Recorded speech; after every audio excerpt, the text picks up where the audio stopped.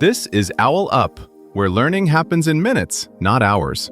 For a deeper journey, explore all our courses at owlup.co. Now, let's dive in.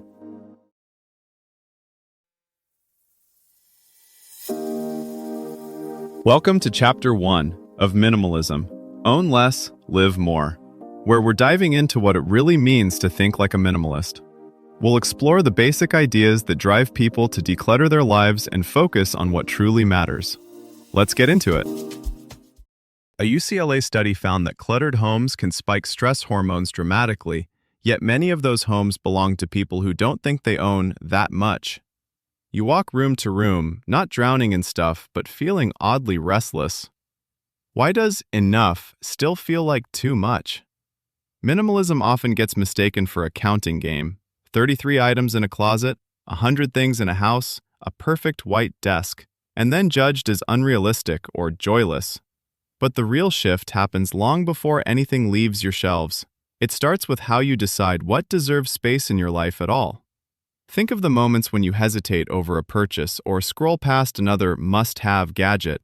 Those tiny pauses are where a minimalist mindset can quietly rewrite your default settings.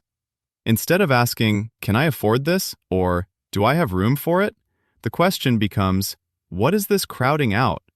Time, attention, savings, sleep, creative energy? Something always trades places. Minimalism isn't about living with less for its own sake. It's about clearing enough room that your real priorities can finally step into the spotlight. Think of the mental habits behind what you keep, not just the objects themselves. Every time you add something, another streaming service, a productivity app, a hobby you're only half interested in, you quietly sign up for future decisions, maintenance, and background worry. That's the real weight. Research on decision fatigue shows that the more micro-choices you juggle, the more your brain defaults to autopilot and impulse. A minimalist mindset treats your attention like a scarce budget, not "how do I fit more in," but "what earns the right to stay, and what no longer deserves a line in my life's ledger." If you strip away trends and aesthetics, what's left is a simple question: what am I actually optimizing my life for? More comfort? Status? Security? Freedom? Once you answer that honestly, the minimalist mindset becomes a filter rather than a rulebook. You stop asking, "Is this bad?" and start asking, "Is this aligned?" That filter works across 3 layers: objects, obligations, and inputs. At the object level, the point isn't to slash randomly. It's to notice when ownership turns into low-grade background management. The guitar you play weekly probably earns rent. The third backup charger you keep, just in case, mostly earns dust. Minimalist thinkers often run small experiments, boxing items for 30 days to see what gets missed, or enforcing a one-in, one-out rule for specific categories like jackets or mugs. The goal is to surface reality, not to meet an abstract number. Obligations are trickier because they come wrapped in identity. The committee you joined because someone had to, the group chat you mute but never leave, the side project that stopped being fun months ago. A minimalist approach treats each commitment like a subscription with a renewal date. Instead of assuming everything continues by default, you assume everything expires unless it still serves who you're becoming. Then there's input: information, notifications, advice, opinions. These rarely feel heavy in isolation, but together they tilt your inner compass.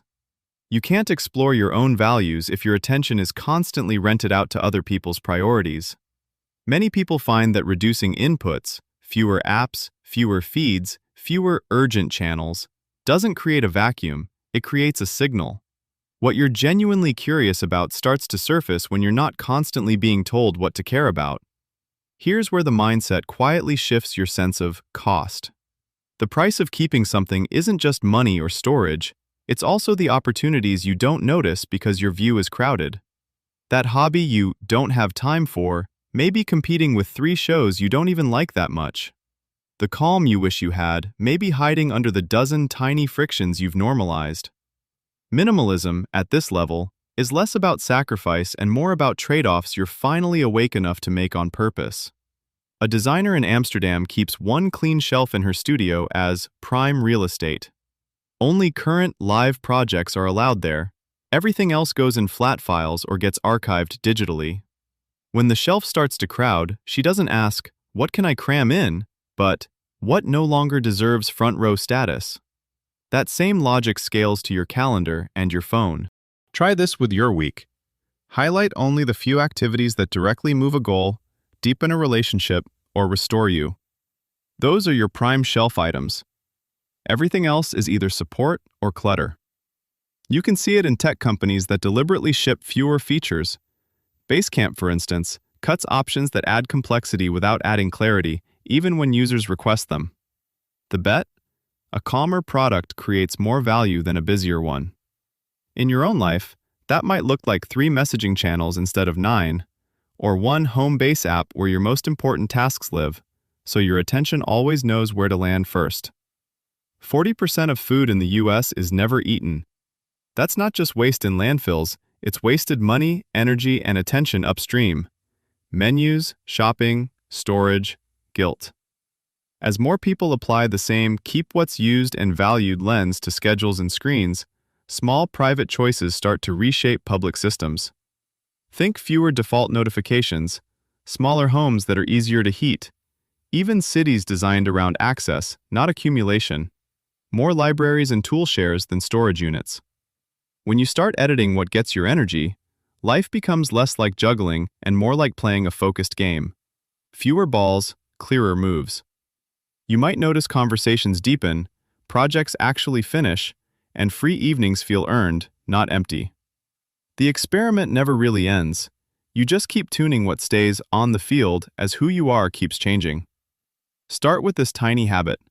When you put your phone down at night, tap and hold on just one app you didn't use today and move it to a folder called Maybe Later. Don't delete it yet, just park it there. Do this once a day for a week, and notice which apps never make it back out of that folder. This way, you're gently decluttering your digital space in line with a minimalist mindset, without anything feeling drastic or scary. This was OwlUp, your daily step forward. To keep learning with structured courses and more insights, go to owlup.co. Until tomorrow!